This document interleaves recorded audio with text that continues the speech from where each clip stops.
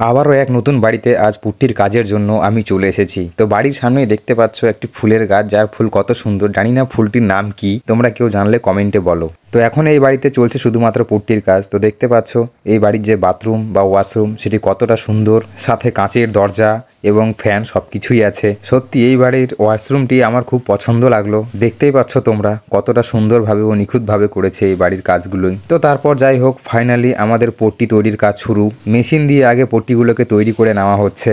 এছাড়াও বাড়িটিও ছিল বেশ বড়, 3 তলা বাড়ি। সিঁড়ির ধারে লাগানো এই রেলিংগুলো দেখতে ছিল খুব সুন্দর। তো এবারে আমাদের পট্টি লাগানো শুরু। নতুন বাড়ি সবে কাজ শুরু হয়েছে। দেখতে পাচ্ছ কত সুন্দর কারুকার্য। এটা সম্ভবত ডাইনিং হল, বেশ বড় ছিল এই রুমটি। বাড়িতে ছিল ছোট্ট বাচ্চাদের খেলনার সাইকেল, দেখতে পাচ্ছ খুব ছোট ছোট এবং খুব সুন্দর দেখতে সাইকেলগুলো। দেখে মনে হচ্ছে এখানে হয়তো বার্থডে সেলিব্রেশন করা হয়েছিল।